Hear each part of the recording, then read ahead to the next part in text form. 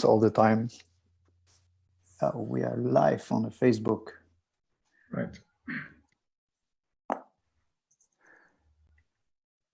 Okay, ladies and gentlemen. I should say not only ladies and gentlemen, but Panie ta Panova, Damen and Herren, good evening. It's CANaction online talk, and we are broadcasting worldwide today from Kiev, Lviv, and Berlin. And my name is Vadim Denisenko. I am CANaction School Program Director. And today I invited to this CANaction talk like an amazing group of transportation experts. And we will talk about mobility in the cities after the lockdown, the topic that is vibrant from day to day, from time quarantine started. And I'm sure that it will be vibrant years after this quarantine, just because we had really different experiences in terms of mobility in our settlements all over the world. So a little bit about CANaction's talk online. So once a week, we broadcast online talks with top experts in the field of urban development, regional development, and sustainable mobility. And let me introduce today as guests. So first of all, Mr. Burkhard Horn, consultant on urban transport policy and planning.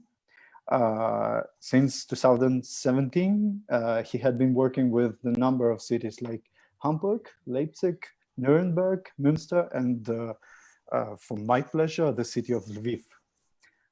He is also former head of transport division at the Senate Department for Transport and Urban Development of the city of Berlin. Yeah. Our next guest is Dmitry Bespalov, CEO of A+S Ukraine consulting company that works in consulting in mobility, as you might suppose. He is also teaching professor in Department of Urban Construction of Kiev National Construction and Architecture University. And our third guest is Orest Oleskev, Head of Transportation Department of Lviv City Council. And he also used to be manager of Sustainable Urban Mobility Plan, Lviv Development Group. So good evening, colleagues. I'm happy to have you here. And I'm sure that we will have fruitful and interesting conversation about the mobility issues of our nearest future and our today. So what I want to start from is the question of what is happening now. We are locked in our flats, in our rooms for last months, and we are really keen what is going on in somewhere outside our cities, because what we can see from the window or can read is not enough. And that's really valuable to hear the experience of citizens of other cities, and also if it's professional citizens in mobility. So can you please share with the audience what is happening now? What kind of measures your city administrations or, I don't know, managers did during the last month? I think let's start with Dmitry. Okay, so yeah, it seems that in Kiev, like in all Ukrainian city, we close the public transport and let the only one transportation, the main transportation mode is the private car. If you have the private car, you go anywhere you want. If you are a public transport user, you don't go anywhere. You go by foot or bicycle, but not by public transport. It still operates like special transportation service. It's not the public transport now. It's special transportation. If you have the special pass, you can use this limited offer. But it is not clear how to get this pass, and not a lot of people get it, and not from this people who get it, not all use it. So we can say that today the private car is our main mode of transportation in the city. Unfortunately, I can even imagine how in future I will speak with the publicity with people and will tell them you need to use the public transport because it's for the city, it's good for the city. When our people from the government they close the public transport. In my public speeches, I saying that people who don't use the public transport they close it. Because I think they even not imagine what is this. Let's close the public transport. Who use it? Only some old people, not businessmen and so on. So this is unfortunately our situation. If talk about traffic situation, so during the quarantine, we saw the extremely decrease of traffic jams. If I have the possibility, could I share my screen and show some slides? Do you see it? Yeah, we can see it. Okay. So this is, you see on your screen, the situation before the quarantine. The trend line, it's the delay by TomTom data, and the down line, it's the speed. So we had extremely high growth of delay and decrease of the speed in the network. What was the result?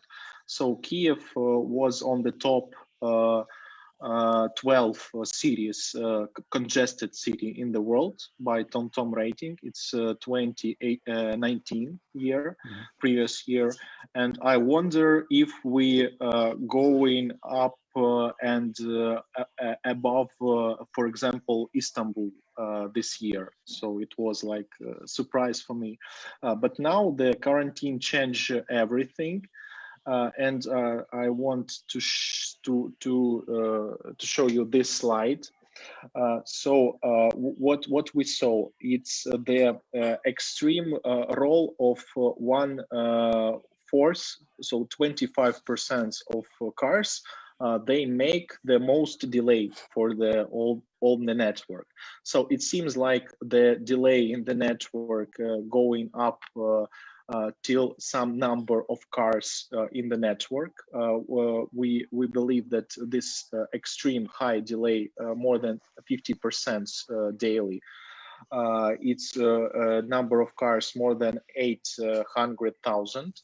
And if we decrease the number of cars, for example, till 600,000, so it's only 200,000 cars less, one fourth, so 25%, we receive the decrease of the delay in 2 or 3 times. So this is like, we call it, or trying to call it like demo version of another Kiev, how it could be during the quarantine. So every Kiev citizen driver could test how to have the city without extremely traffic jams, without the congestion. And after the quarantine, we will have the chance, if we will decrease our car usage level till like average European level, like 50%, for example. Now we have in Kiev 90%. We will receive the absolutely different situation. It will be enough space, enough room for the drivers also. So we could like test it and try to keep it. But this awful situation with public transport, I don't know. I think everybody in Kiev, in another Ukrainian city, they will buy a car. Because it's for the next quarantines, I believe that it's not the last one. So we are only starting to live in such world, and people will buying the car because in Ukraine this is only one option to keep your mobility in the normal level in such cases. So you don't have to use it, but you will keep it somewhere near because another quarantine, and this is your mobility ticket. only for this. Okay, And maybe we could also could discuss what to do now, what the words we could find to explain people that it's not the good option for the modern city. Yeah. I think we'll talk about it also, and I'm absolutely sure that I will come back to you with this 600,000 cars number you mentioned a little bit later.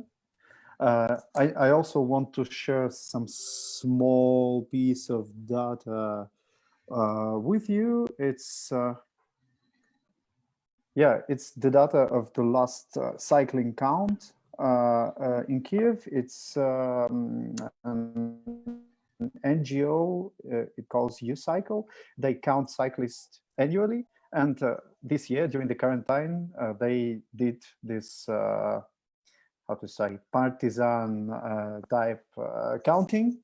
And they counted for 2 hours from 5 p.m. to 7 p.m.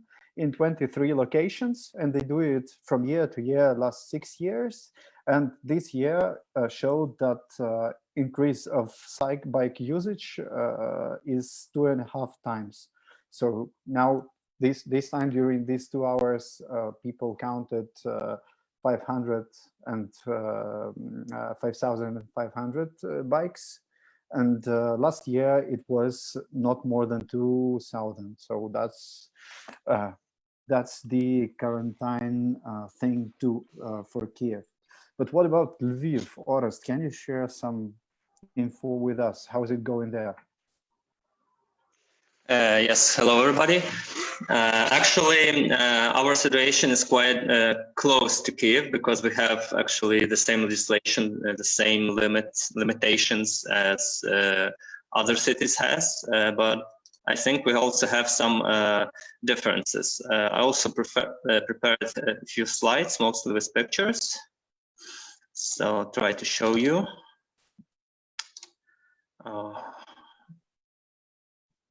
Wait a minute. Just my computer doesn't want to show. Okay. One moment.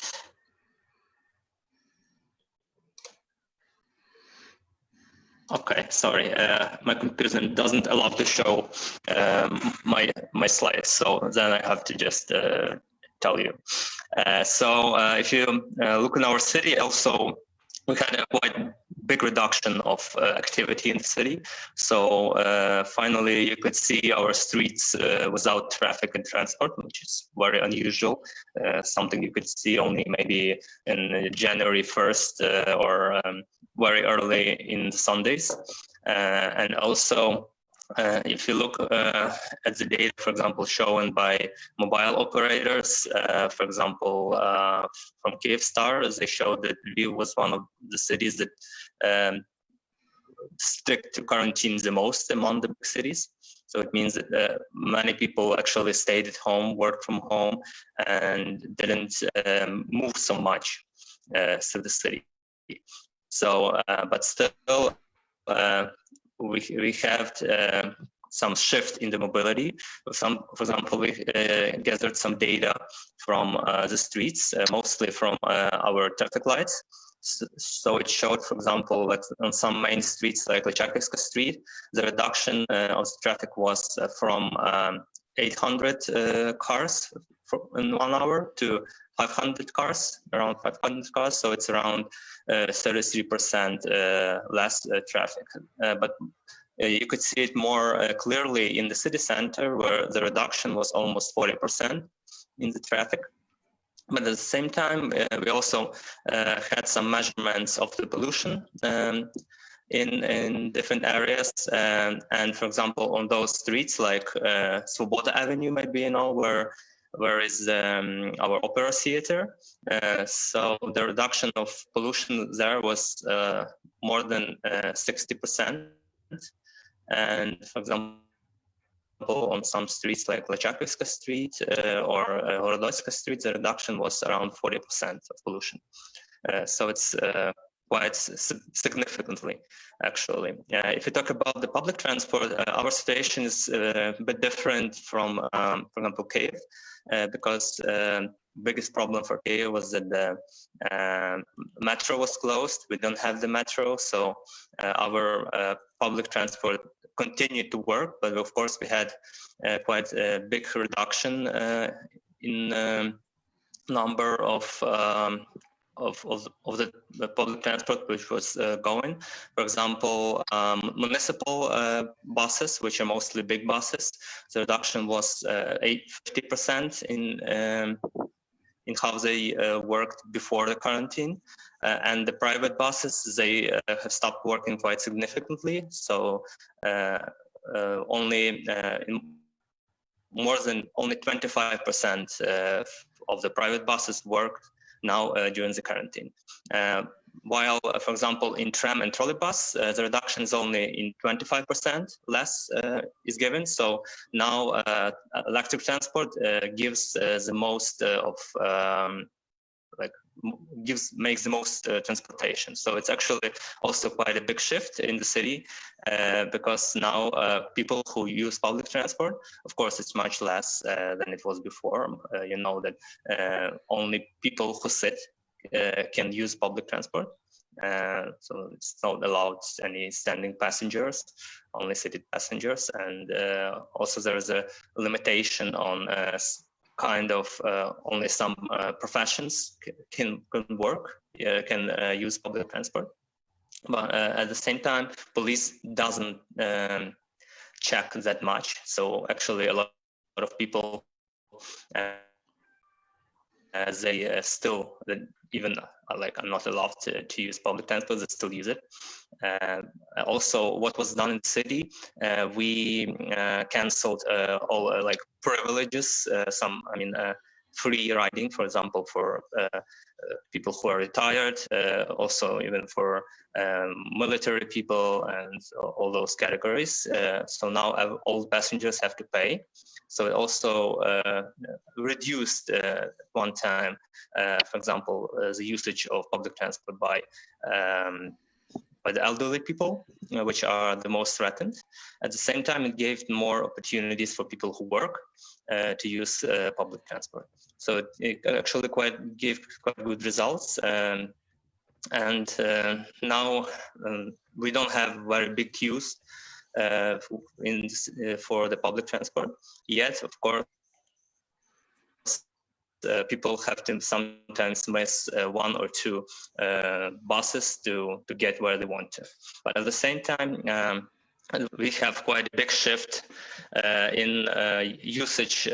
More people started to walk in the city. So a lot of people now walk to their jobs or some things that they do. And also we see a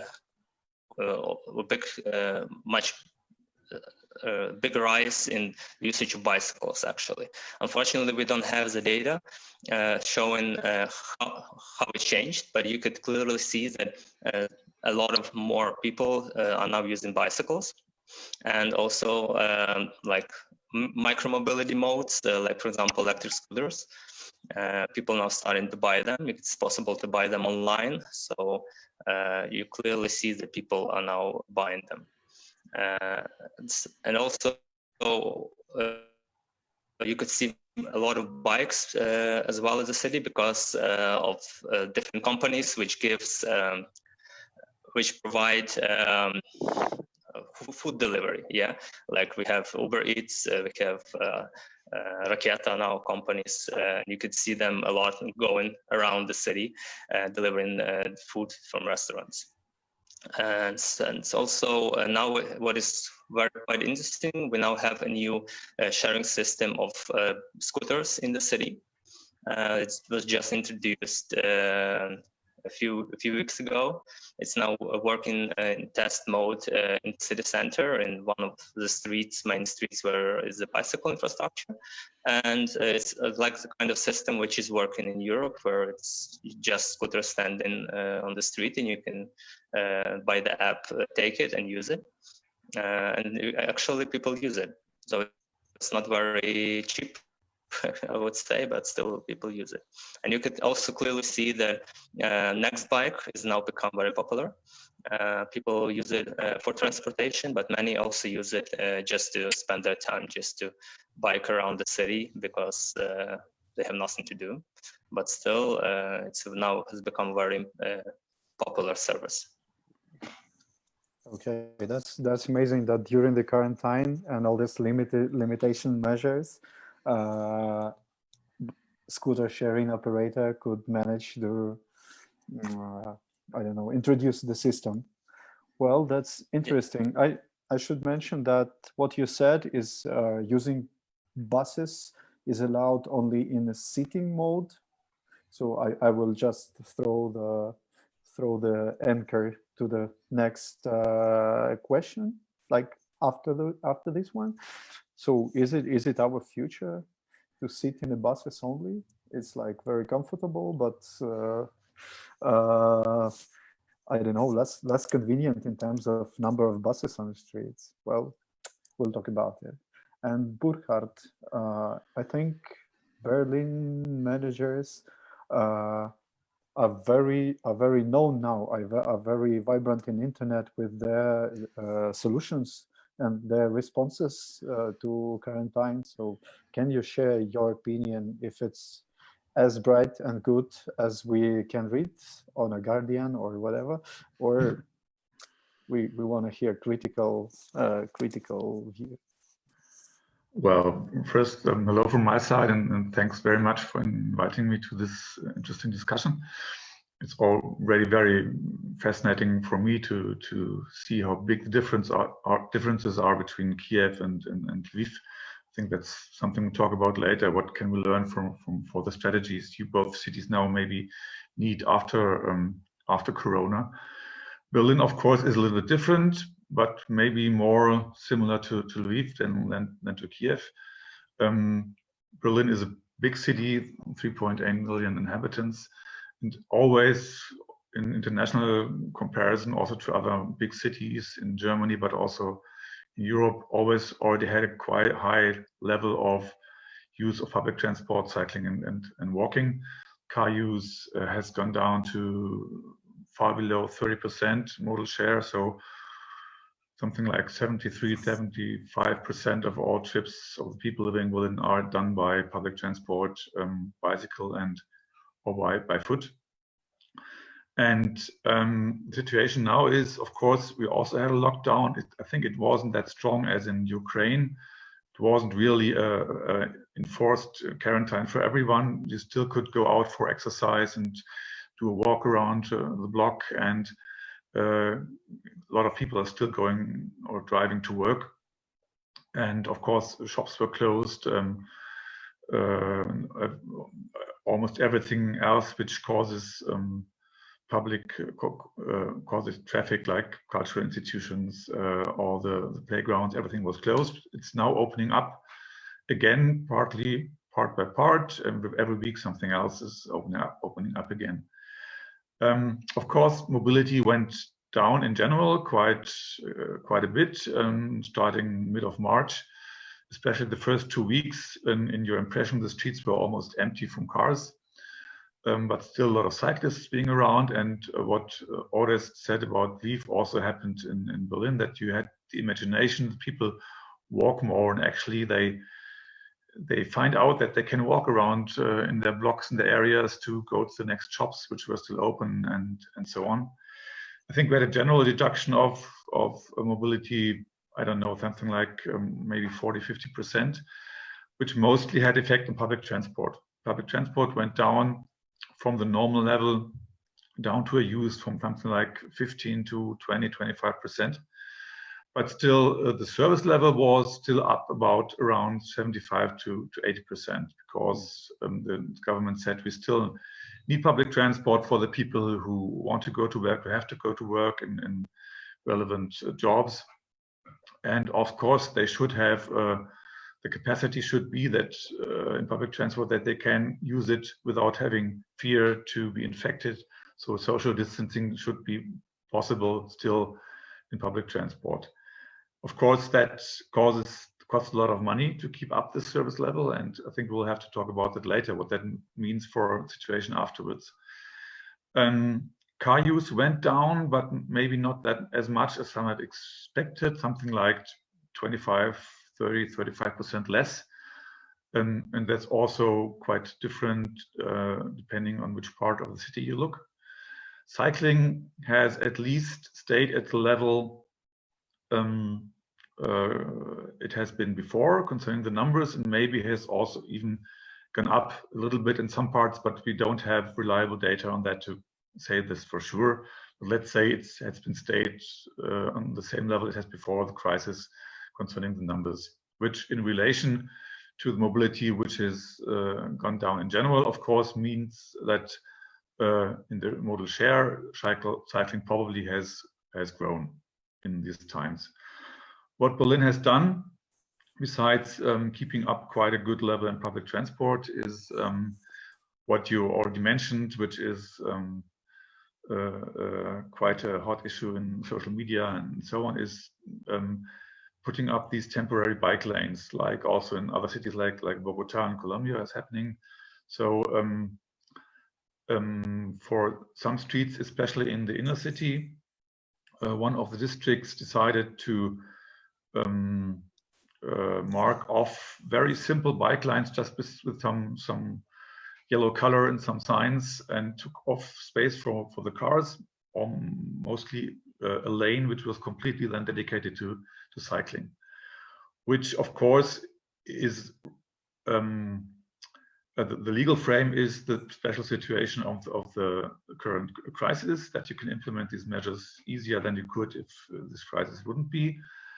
And of course, because car traffic is lower than before, there wasn't much opposition against these measures, because especially the cyclists said, great, we always wanted this, now we have it, and please keep it permanent, which is maybe not that easy, but maybe will be possible in some situations. Until now, it's mostly taking place in the inner city. So if you know Berlin, we have this circle line of the light rail train system, the S-Bahn, where about a third of the population is living. Outside this circle line, these measures haven't taken place yet. There might be some where this will take place, but still it's mostly an inner city situation where already a lot of people are cycling, much more than in the outer city. Another project which is starting right now, which for me actually is the most interesting one, is the temporary closure of minor streets, also mostly in the districts of the inner city, to create more space for pedestrians and to allow playing on the street again, to allow some social activity with still keeping up the social distancing you need, and by taking away space from the cars in these minor streets which aren't important for through traffic or something else. Oh, now we hear a dog barking. Yeah. And I think that's very interesting, because that shows people what more car-free streets can bring them for benefits, completely independent from Corona, but that they learn again that streets are more than just to be used for cars driving or cars parking. I think that's actually maybe on the long term more important than these pop-up bike lanes, where we still will have a discussion afterwards if they can be kept up, which I would like to happen, but I don't know if that is possible, because they were put up very fast. There wasn't a broad discussion. And I think this discussion will become afterwards, especially if we will have again an increase in car traffic. That's also I also fear a little bit, maybe similar to Kiev, because people now are using cars, at least partly because they think they are safer there. And the public transport has a little bit the image that it's not safe, because you can be infected there, and especially if mobility is increasing again, it will be hard to keep up the social distancing, the distances you need. And that will be very, very interesting what will happen there. And I think we now have to develop the discussions, what we can do to prevent car use to rise again. And also it should be discussions not only within us as experts or within politics, but it has to be with the civil society in the cities. Thank you very much for this overview. I think we have a great company here because it's a combination of expert community from one side who are developing some policies, combination of those who consult to those who develop policies, a combination of those who implement those policies, and also kind of represent civil society too. And I think it will be useful.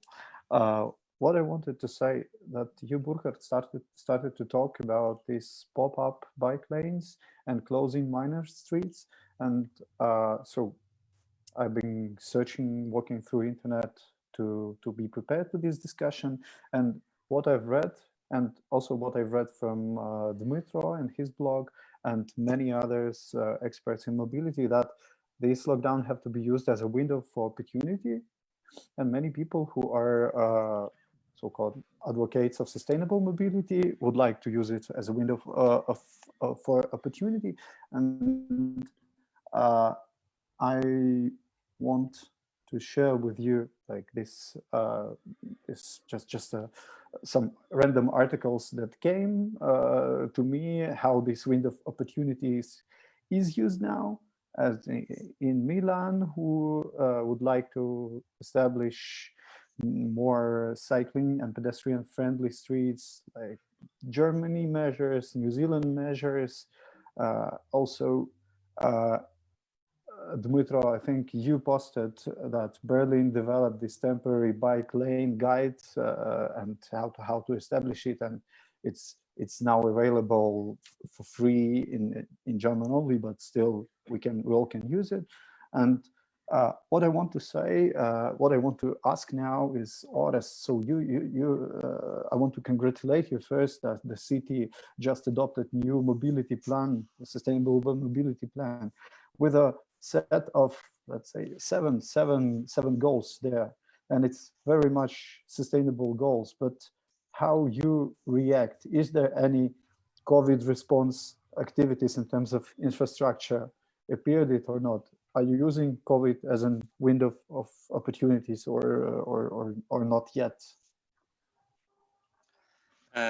Yes, thank you for your let's say words about our sustainable mobility plan. Yeah, it's been a big achievement for our city. And if you say what we expect about whether it will be any changes about it or not, I would say that actually it represents how the city should, like the real situation, how the city should work now and where it should move. Because actually what the situation has shown us that for the cities it's very important to be able to shift. For example, if one mode of mobility doesn't work for some reason, we still should keep the possibility for the mobility for most of the people. For example, like now when the public transport is very limited in use, there should be opportunities to use other modes of transport. It means like walking, cycling, and also car use. Yeah, because the same as said Dmitry, the car use is quite stable now in the city because most people that have cars mostly use them now for the transportation, and it's really a big challenge for the city after the quarantine changes to actually start to shift people back to use public transport. So it will be a very big challenge for our city. If we talk about any new measures, there were not really like any special measures done during the quarantine, but still what was done actually, we had quite a few new public lanes were done in the city, lanes for the public transport during this quarantine, and because they were finally approved by the police.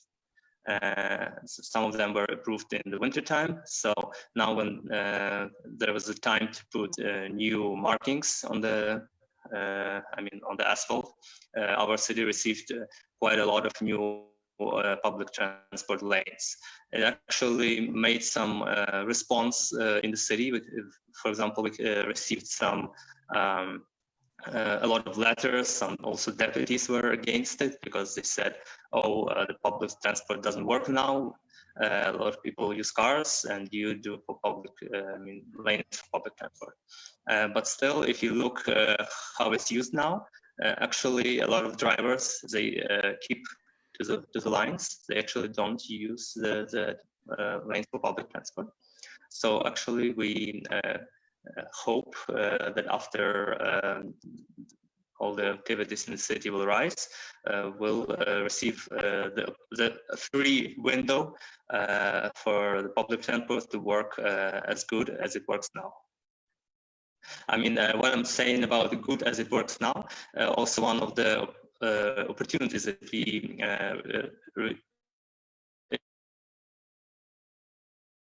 electric transport has never worked so stable as it works now. Now we have like all the schedules are kept. Around 95% of all the races are done in schedule, and also schedules were done. They were shifted. So they've the circle of the public transport was done smaller. So now the public transport, electric public transport, working much faster. And also it's never been done before in our city, and it also gives an opportunity for much faster work, especially for the trolley buses. Okay, and but at the same time, it's what Burkhard said, that to keep this service level high and fast, we have to pay, and city has to pay, because we don't have passengers who pay for it, let's say, just to compensate. And regarding this window of opportunities for Kiev, Dmitry, you started to talk about it, and I want to show this one slide that in video blog like a few weeks ago, you told this number. So we used to have 900,000 cars in a city streets every day, and it caused dramatic I don't know, traffic jams. But when we have 700,000, so we don't waste our time standing in that jams. I just and you and this guy on the side from you is the mayor's advisor who managed so-called Kiev Traffic Group, the group of professionals who are willing to change and shift the situation in Kiev in terms of mobility. So this traffic group stated that our plan now is to have even less, 600,000 cars on a street network. And that, so you wanted to set this goal, as a benchmark for the future after the lockdown, when the traffic will become normal. So that's, as for me, that's the great shift in thinking from, let's say, demand-driven decisions like street widening to supply-driven decisions like compatibility concept. That, but what kind of measures could be done here? Did you decide? Because it's just numbers, but I just can't understand how you will keep 300,000 cars, drivers who are willing to use it as it was before, to sit at home. Okay, let me try to explain what we are thinking about in this matter. So for the people who don't know the Kiev, the difference between 700 or 6 from 6 to 700,000 cars, active cars daily, and 9 or 8 to 900,000 cars, active cars in the network, it's like 45 minutes average trip and 1.5 hour average trip. So before the quarantine, we had the average trip from 1 hour 15 minutes till 1 hour 30 minutes. You can imagine what the time loses we take in Kiev. So it's a small reduction of cars compared to all the numbers. We have significant reduction of traffic jams for congestion. It's because we have, this old capacity, the network have the capacity, and when we go to the capacity line, we have the huge exponent growth of delay now. So we don't have the instruments to control the car usage because we don't have the ability to take the money for parking, for example, in Kiev. We don't able to do this because we don't have the system. We have a problem with legislation. So everybody park wherever they want. We don't control the speed in the Kiev. So everybody drive with speed whatever they want. They want to drive 100 kilometers inside the city, they drive. 150 kilometers, no problem. It's okay. We don't have the system that control the speed. By the way, it's a problem for bicyclists. I really afraid that young people who now drive the bicycle in the Kiev, they are in great danger because the more empty street provoke drivers to go faster, and it's dangerous. I think a lot of bicyclists will pay by their blood for this situation, and it's awful. So we have the possibility only to speak with the drivers and give this number, this information to them, and show, look, guys, if we are decrease a little bit, we have 5 trips, for example, per week, for example. If we will take one of these trips by public transport, or we will make the working day inside the home, we'll give all the meetings by Zoom and so on, we will receive the great situation. We will make the economy of the time for everybody a great economy. So it's only the promotion of this. So we don't have the real instruments to do this. And what I just want to say, it's about the public transport. We're saying that the public transport operates, but there is not a lot of people inside, but we forget that we have some more player in this market is the private operators. So the private operators now, they taking the huge losses, and I heard that a lot of them selling the rolling stock. So what we receive about after the quarantine, the rolling stock, the number of buses, marshutkas, so-called marshutkas, mini buses, will be reduced, and we will receive a lower service for the public transport. So more people inside the public transport. So I'm not very optimistic in this situation. So yes, I know the window of opportunities. It's all the crisis. It's the opportunity to change something, to optimize. But to be honest, I'm not very optimistic because I'm afraid what will happen and how to work with this, how to work with people, with stakeholders. Nobody will believe me like a transport planner. Why?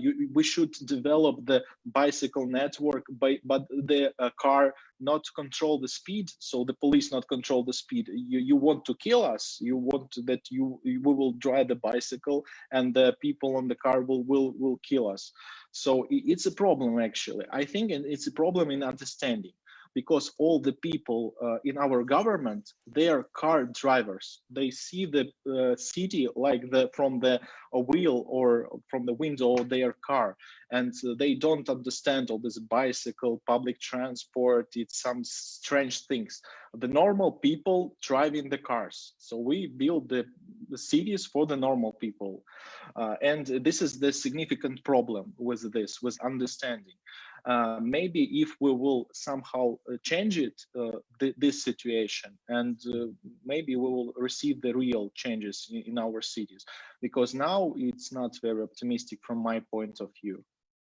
I just want to clarify if this video blog with Maxim Bakhmatov was so that was the decision of Kiev Traffic Group to set benchmark of reduction active cars in the network, active vehicles in the network, but it's not valid in terms of, I don't know, implementation. Just to clarify. The city itself don't have the instruments, the full set of instruments to make this.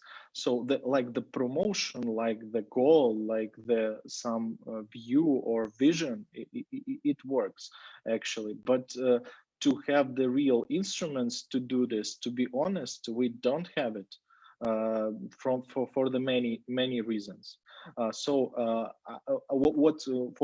What I see my role in this, we should tell this to the more people, to the drivers, and try to that they will understand it and they will be our partners to achieve this goal.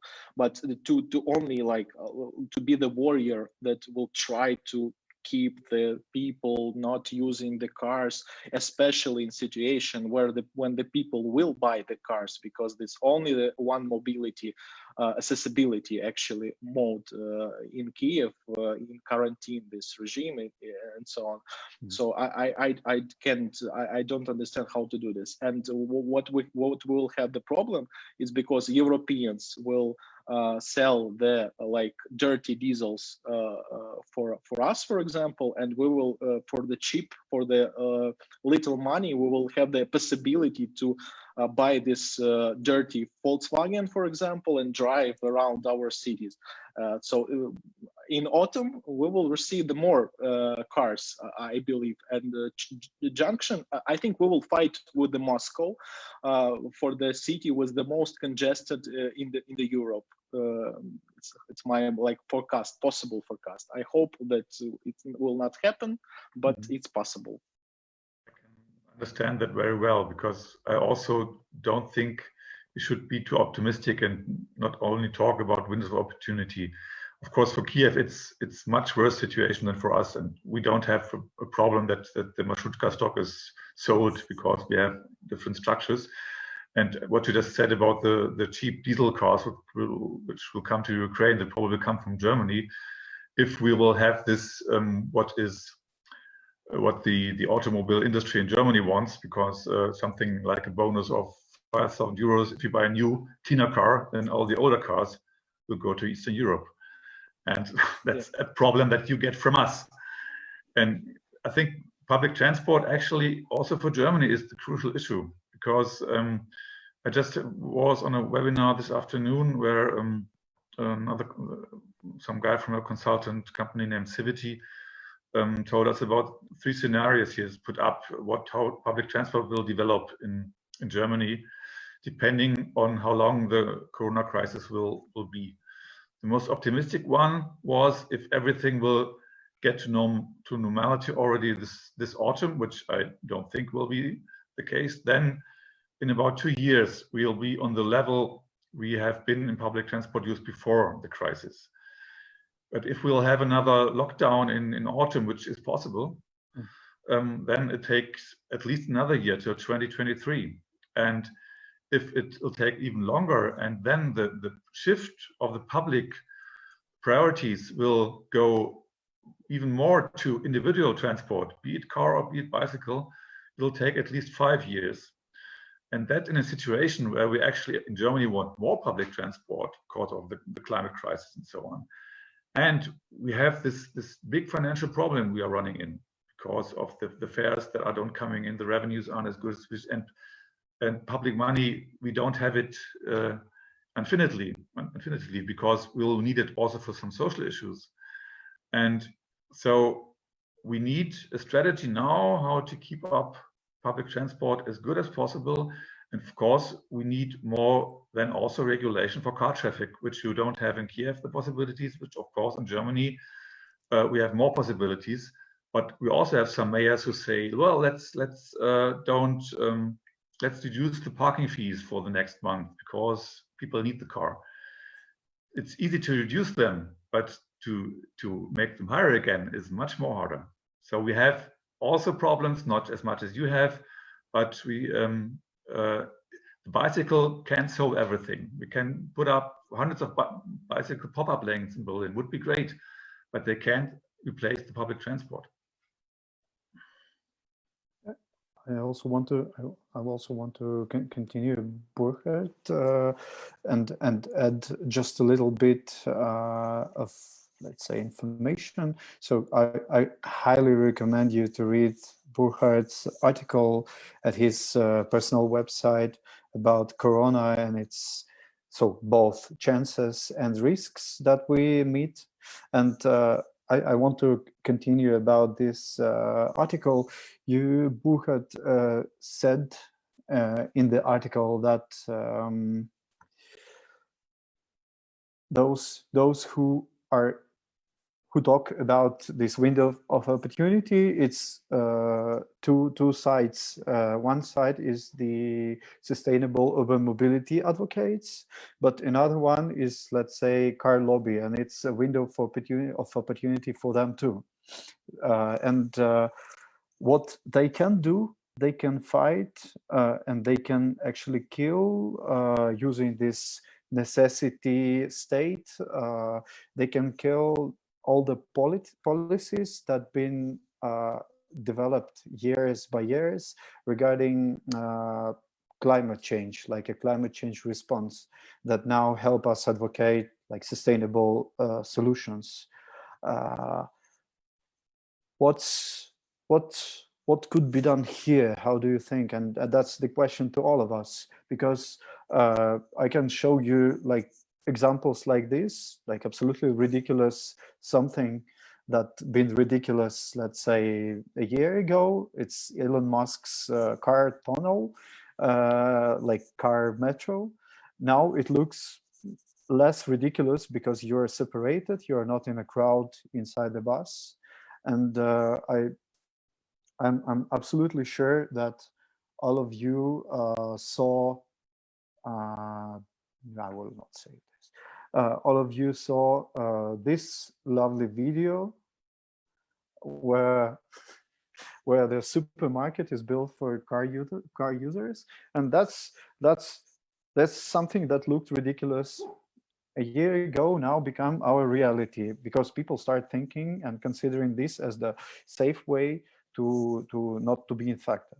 So how do you think, what kind of new visions have to be developed by, let's say, those who advocate sustainable solutions, not those who advocate car-oriented solutions?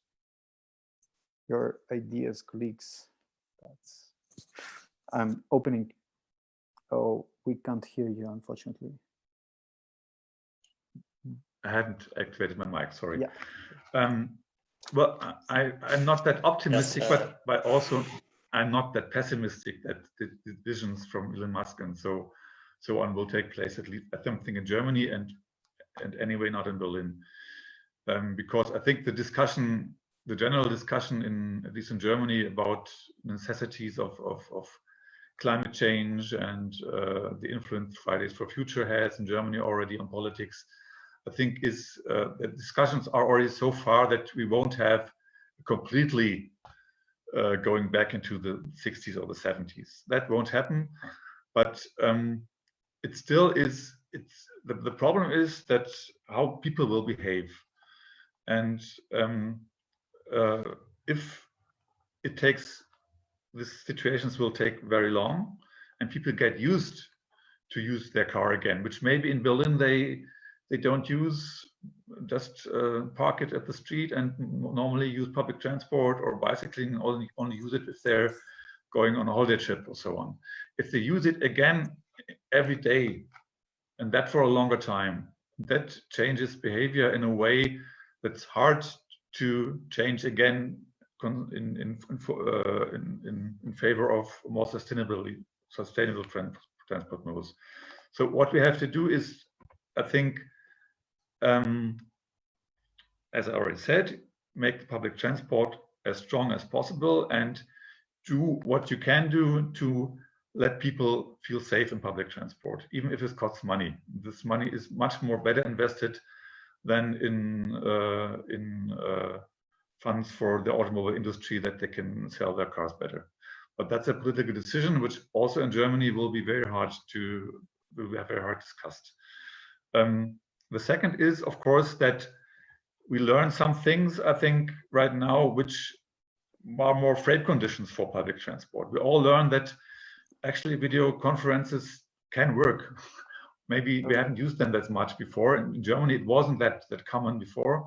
People work at home and still they see it's possible to do some things in a different way we've done before, which reduces the demand of transport in general. And what we are right now learning, for example, we are starting now with schools again, very slowly. We started in a very different way for each kind of school, for younger children, older children, people, kids who have to make the exams.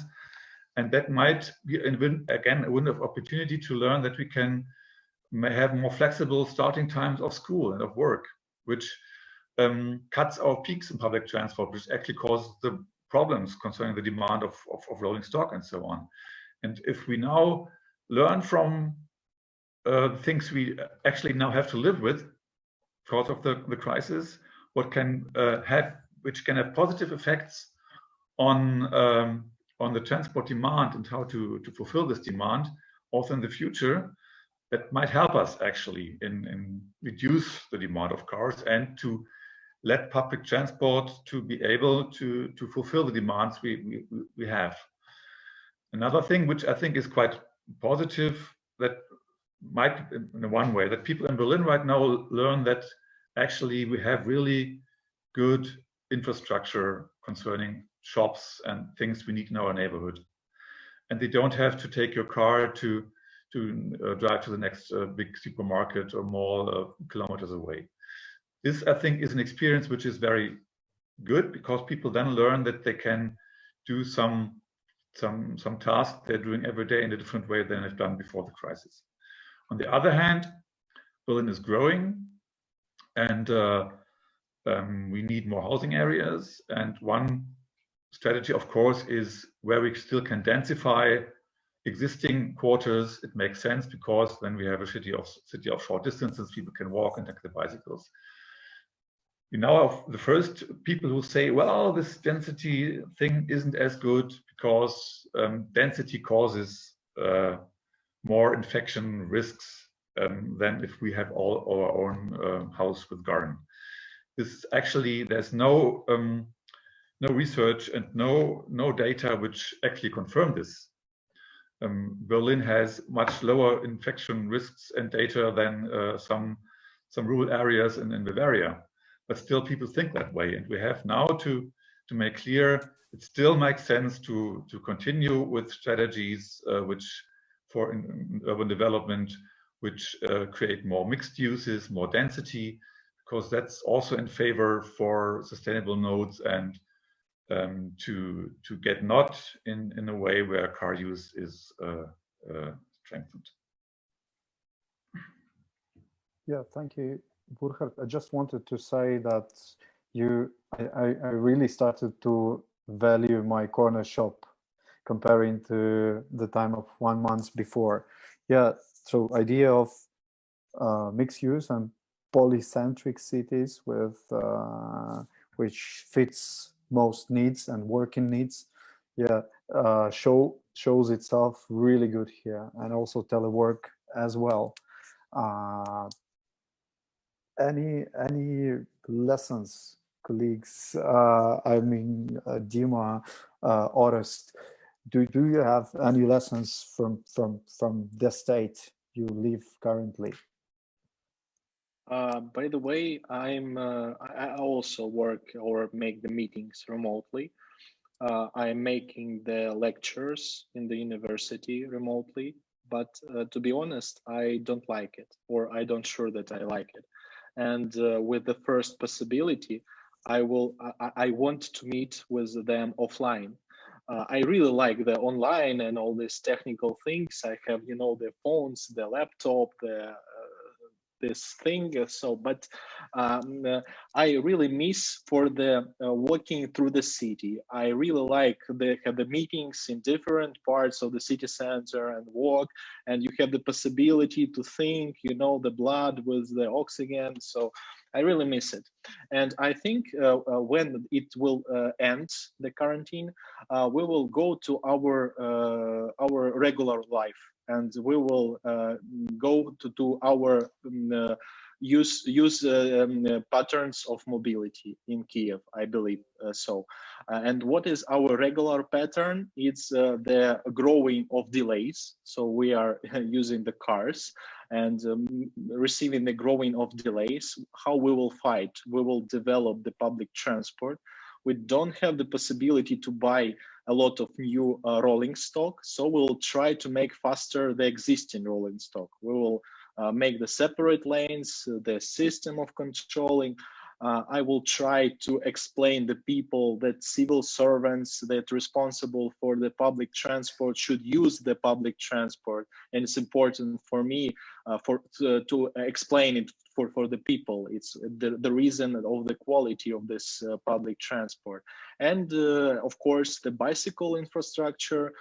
But I'm afraid we will need a lot of years to develop to build the safe infrastructure. But I understand that using the money for one, for example, flyover junction, I mean the big junction, we could build almost all main bicycle infrastructure.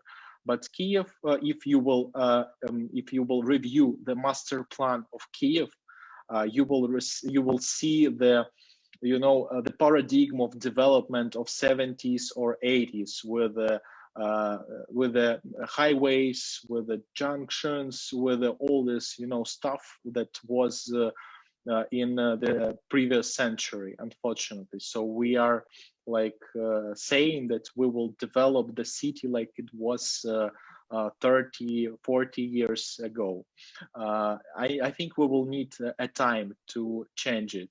And I believe that previously, I thought that we will analyze the problems of Europeans, what they have, for example, in 70s, in 80s, with all these car problems. And we will jump through this period, and we will be smarter, we will change everything. But now I see that we will make all these mistakes, we will multiply all these mistakes, and then we will make something different. But there is a good news. We will buy all these cars, and our car ownership level growing extremely in Kiev, for example. We will receive all these problems much faster because we don't have the infrastructure and money for infrastructure, and we will starting to develop sustainable mobility faster. I think in few years we will have the disaster in our mobility, and we will start to do the normal things. So I'm like pessimistical, optimistical in this case.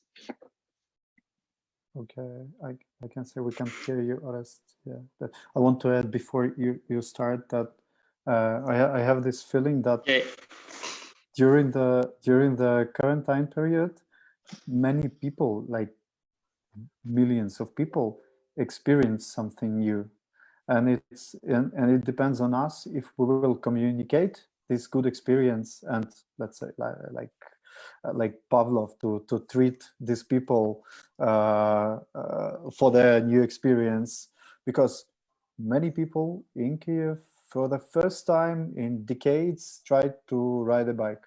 Many people walked. Many people went to the nearest store comparing to going to like Asham, like far car-oriented supermarket. So we really have to, we as an expert have to start this discussion with them, just for them to reflect on the experiences they had. And that's the very, very soft measure. And yes, Orest, sorry for interruption. Yeah, what I wanted to add that I'm also like Dmitry in a quite like optimistical, pessimistical situation, because if you talk about pessimistic, I'm pretty sure that after, for example, all the situation goes back to normal, we'll again have quite big traffic jams in the city for the same reason, because people will be more I would say, feel more safe in their cars and still will not have that much trust in public transport. So definitely there will be this this time of big traffic jams and problems with public transport as well. I'm quite afraid whether the private operators of the public transport will be able to quickly give the number of buses that they have to do by their I would say documents, yeah, before which they give before the crisis. But what gives me more optimism concerning our city is that we are buying now 100 buses. So at least if I mean, private operators will not be able to put buses. We'll have more municipal buses, and so actually we have the opportunity to give the service. But of course, the money now is a very big problem because, as Burkhard said, the same for Lviv, we have a very big reduction in our budget of the city.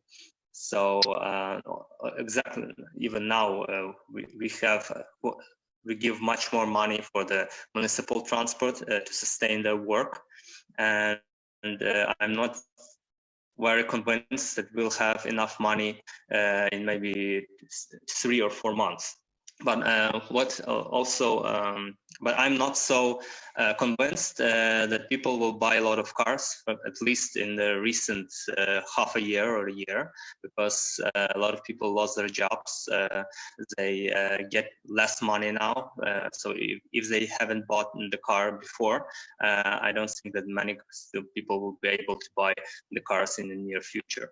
That's why we have to give, after everything goes back to normal, we have to give, try to give the best alternative for mobility as it's possible.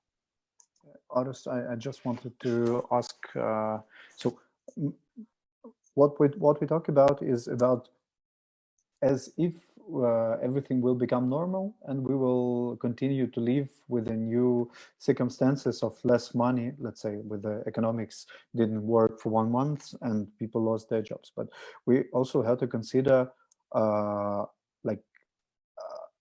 new epoch of viruses, of contagious diseases that is spread with with your breath.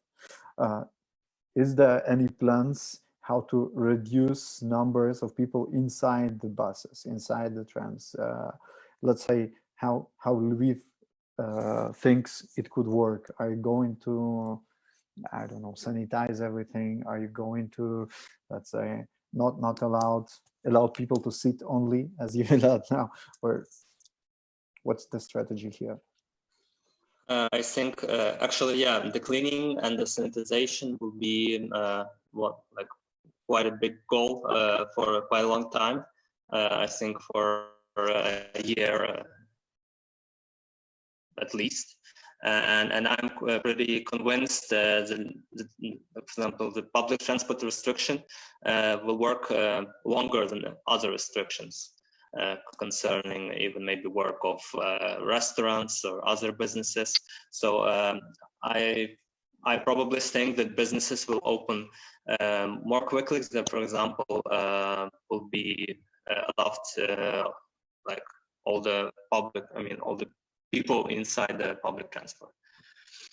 So actually it will be, when this period will come, it will be a very big challenge to provide the necessary mobility for the people who don't have any individual, I mean, who don't have cars and who don't have bicycles.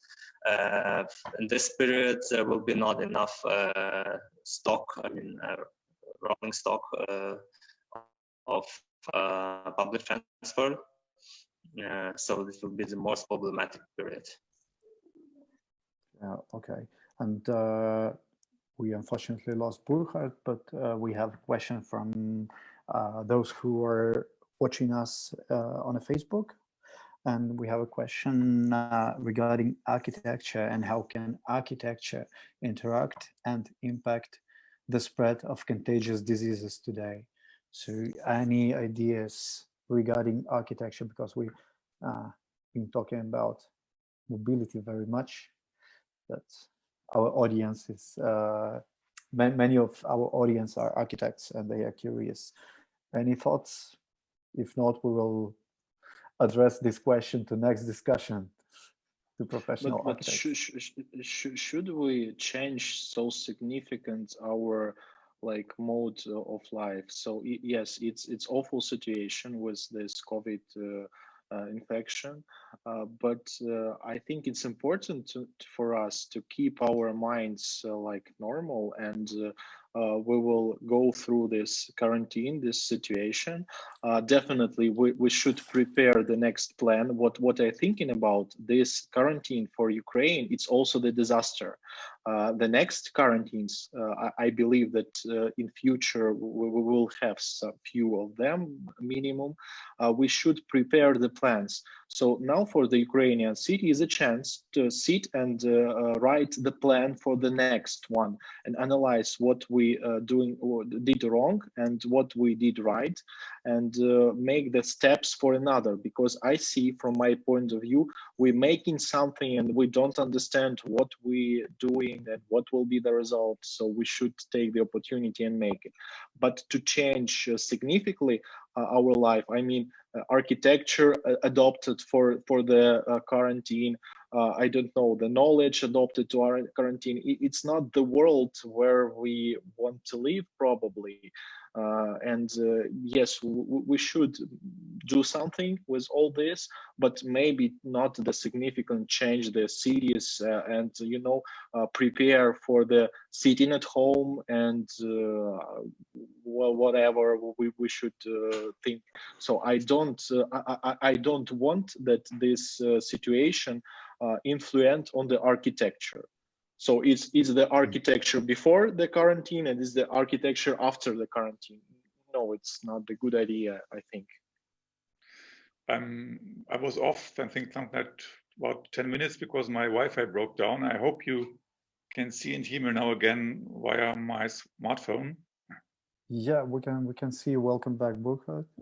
And so, yeah, sorry, I've lost something like 10 or 12 minutes of this discussion. Yeah, and we missed you. But now we are answering the questions of the audience who is asking them through Facebook at our broadcasting page. So the question is, how can architecture interact and impact the spread of contagious diseases today? So we have a architecture-related audience, and they want to know our opinion if architecture will change or react somehow to disease this time.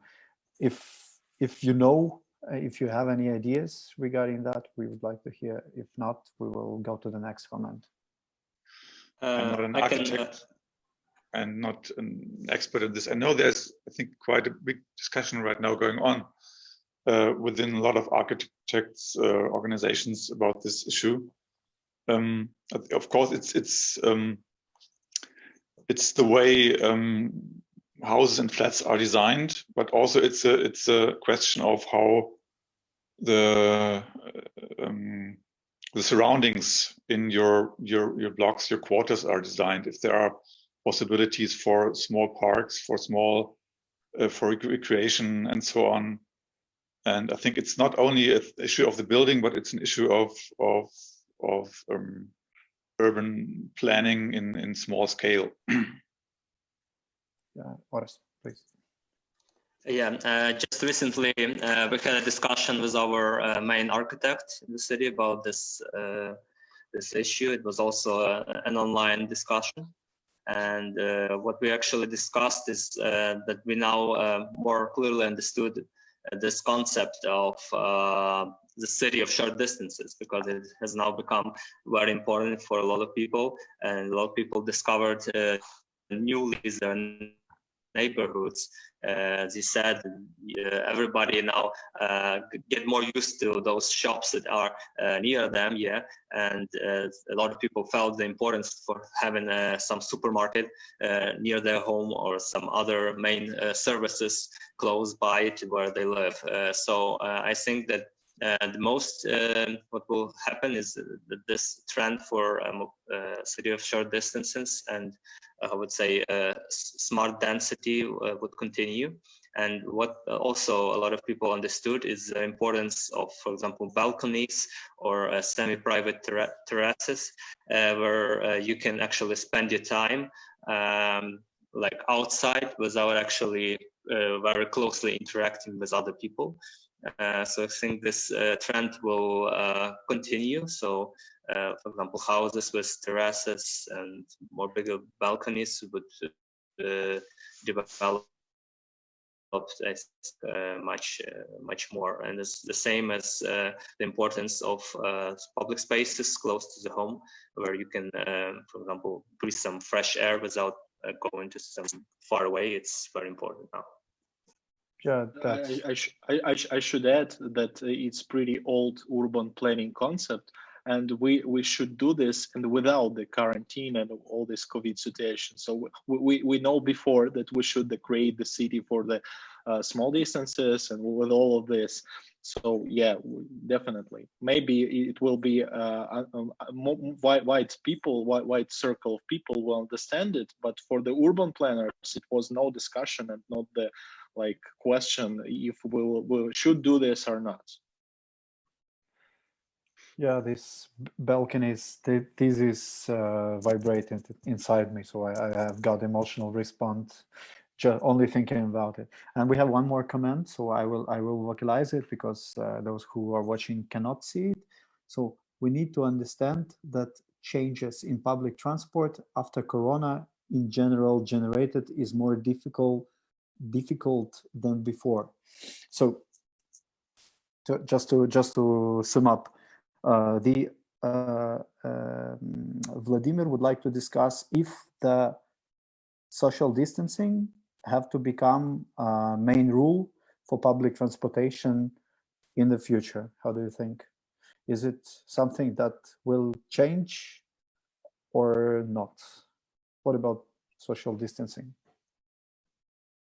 I think it's almost impossible to make in a modern big city to make this like full social distances measures because we live in the huge density and I don't think that we have the instruments to do this. And I hope that we will not use the opportunity to build some, military cities with some specific rules. You will able to go outside in specific hours, for example, and I will go to on another hours. It's not such places or the cities where the people wants to live. So yes, I think it's the issue for the people. So people, especially from the risk groups, should think about how they like what with their health, how to make the more social distances and so on. But for the most people, for me, for example, I'm a like specialist in urban planning and transport planning. I will not change the pattern of what I'm thinking, how I think that we should plan the transport, the mobility in the cities. So yes. Sorry. Okay, Burkhard, can you please switch off the one of the broadcasts? Yes, just a moment. Yeah, that's it happens sometime when you use in digitalized world. Yeah, I understood your point, Dmitry, and that's fair. Burkhard and Oris, how do you think this social distancing have to be achieved, and if it should be achieved by public transportation authorities? I agree with. I think it's no. Boris, yeah. Boris.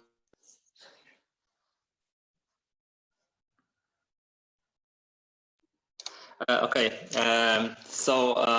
if you look, for example, now it will be more easy to advocate, for example, to give more rolling stock if you see that the public transport is overcrowded, because how the model worked before, the operators, they try to put as the amount of the amount of rolling stock, so their buses will be filled all the time for the maximum, yeah. And also, if you look, for example, at our norms, the norm of the capacity of public transport is 8 people for 1 square meter. So I think it's a really crazy number, and those norms should be again looked, yeah. For example, in Europe, it's 4 people for 1 square meter. So maybe it should be even less concerning the capacity of public transport. I think I agree with Dmitry. It is impossible to maintain social distancing in public transport in general after the crisis, because that's not the way. I hope that's not the way that people will act as human beings in future, that totally with social distance, because we are human beings and social beings. And I also agree with what you said before, that I also want to meet my friends and people again, and my colleagues, and go to real life conferences and so on. I just want to say that I think we can learn that we can work more flexible in specific situations, and what we can do to reduce transport demand, still keeping up our social life, I think is good at first sight. And I think that we have to do as much as possible with to use the capacities of public transport maybe more efficient than we do today. So what I said earlier, to try to reduce the peak hours, so we can with the same rolling stock, we can make more efficient transport with a little bit more distance than today, so that more people have possibility to sit and not everybody has to stand crowded. So I think there are possibilities, but it will, in any way, we need money, we need investments in public transport, in more rolling stock, that you can have denser, more frequent possibilities to use the lines that are mostly used, and so on. But that's we will need anyway, not only for social distancing, because we need more public transport as backbone for climate-friendly urban transport. And continue what you said about telework, or being flexible in terms of working. So we have a question from oh my God, Safine. It is optimistic that more people will work from home after crisis, because they have this kind of experience. How to encourage people work from home? How do you think? Should we encourage people work from home? Could I support Burkhard? Well, I think like Burkhard said, we should. Sorry. Yes, as Burkhard said, I think it's quite a good opportunity. So maybe some kind of businesses, some kind of different jobs are able to work more frequently from home. It's concerning, for example, IT or other people which work mostly from their computer and not communicating as much with people. For example, if I look at my work, I think after we'll also continue to the same kind of interaction as it was before, mostly people human-to-human, yeah, interaction. But I think it would be a good opportunity. Maybe a lot of employees will allow their employers to work from home.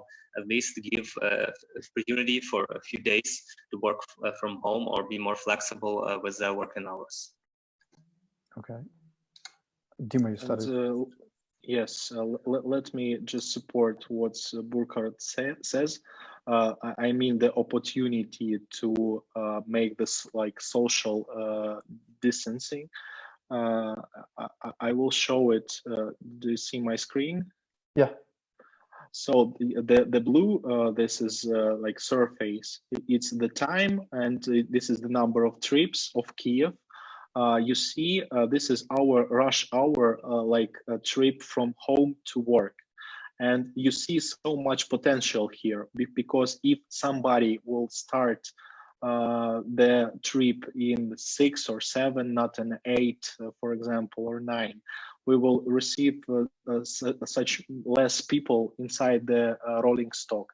And it's the question for the people and for the employees, for the companies that should promote this, that should use it, and for the government that should support it. And it's possible, it's mobility management. We forget it in Ukraine. We for long years we don't use all the instruments of mobility management, how to shift all this. In Soviet Union we did it. But now then in business, in our new economy, we don't do this, and it's like potential for us. And for the remote workers, yes, we will receive a lot remote workers, but I will disappoint maybe somebody, not a lot, because it's not very easy to work from home actually, because it's a hard task to develop all the infrastructure for the company and for the all people to have the possibility to support for work from home. Yes, we will build it, we will develop it in future, in 10 years, in 20 years, it will be much more people that works from home. Maybe we'll like adopt the homes, but not this quarantine. So it's for us, it's like demo version, it's a teaser of all this situation we should thinking about. But I don't think in the autumn or in summer we will receive extreme growth of remote workers. Okay, and we have the last question and then wrap up our discussion. So the question is about digitalization, and do you think we will see more artificial intelligence and deep learning in public transportation this same year?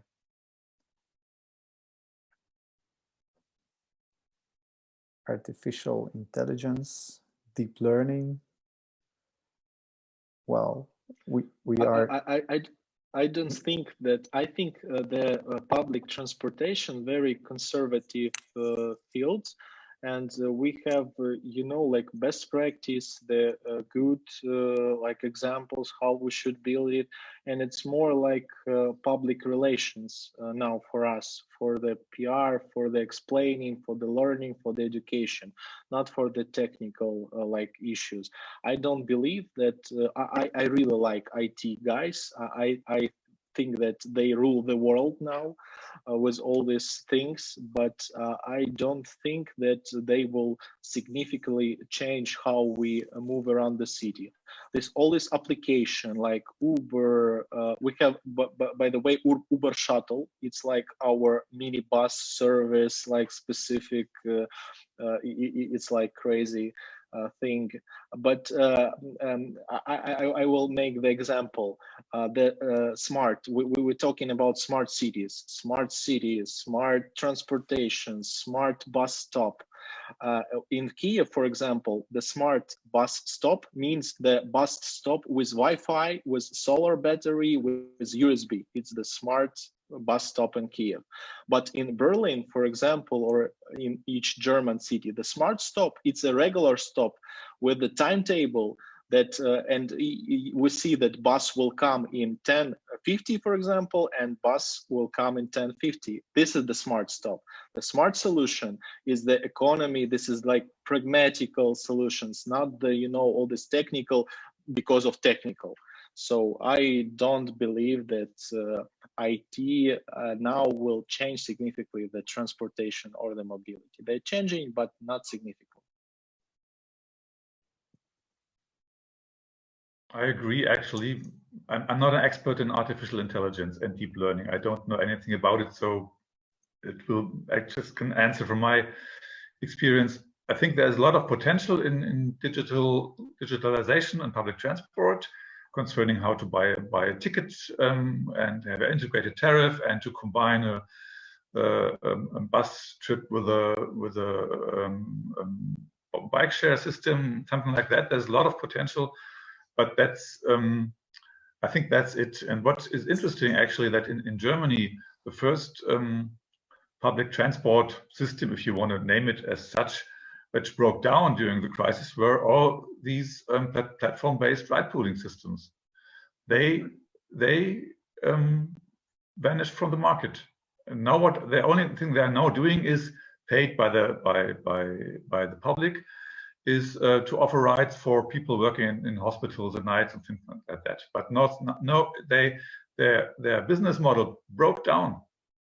And I think it doesn't really exist in a way that really is a contribution for a sustainable and affordable public transport. There is potential in digitalization, no way, there is probably, but not in the amount as some people tell us. I also think that actually it will take quite a lot of time before our public transport will get more digitalized. You know that many now cities, many companies have been testing before, and continue to test different autonomous vehicle solutions. But before those solutions will be able to use like regular public transport, I'm pretty convinced it will take quite a lot of time, and probably the situation with the lockdown and most probably economic crisis which is waiting us will only slow those researches and those developments for quite some time. But by the way, about the opportunities, like I get the example with dirty diesel cars that we will buy from the Europeans. But we have another one opportunities. Now Europe buying the electric buses and changing their diesel buses for the electric.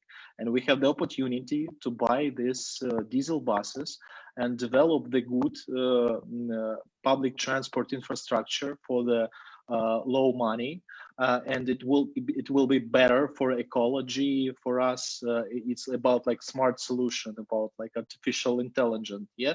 So this kind of artificial intelligence should we have that understand that it's a good pragmatic solution. Okay. Well, as for me, I think that mobility is a service, like this new mobility as a service thing. It will not explode, but it can grow if it would suggest some ways to plan better trips with less crowded, plan less crowded trips. Maybe that could be a thing. We've got one more comment, and I cannot refuse to make it because it's a little bit sarcastic. Or I don't know, it has a smile at the end. So the question is, do you think that Kiev's great dependence on the metro will be reshaped after the quarantine? So are we going to concentrate our attention to, let's say, tram system, improving bus system, make priorities on the traffic lights, or we'll still invest in metro and that's all? How do you think? We actually say it even before the situation. The metro is a great public transport system, but it's monopolist in Kiev, and it's dangerous for the whole city. We should have the support of tram system with BRT, I don't know, something with normal surface transport, ground transport. So yes, we should do this. And it's not about the COVID and quarantine. We should do this absolutely. I can only agree, because actually one of the strengths of Berlin, also compared to other big cities, is that we have a very robust system, because if one breaks down, the other still works. So when we have this big S-Bahn light rail crisis in the mid of the last decade, there still was the metro, and there still was the trams and the buses. And that was amazing how good that worked as a backup. And I think in a city as big as Kiev, you need several public transport modes, because there's always something that can happen, and you need backup systems, that people have alternatives, that not the car is the only alternative. Well, colleagues, thanks a lot.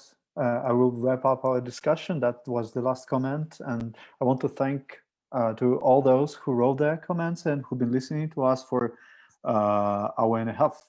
Wow, that time just slided outside from my legs, let's say. Well, I'm really happy to have you here. I'm really happy for Lviv, Orest.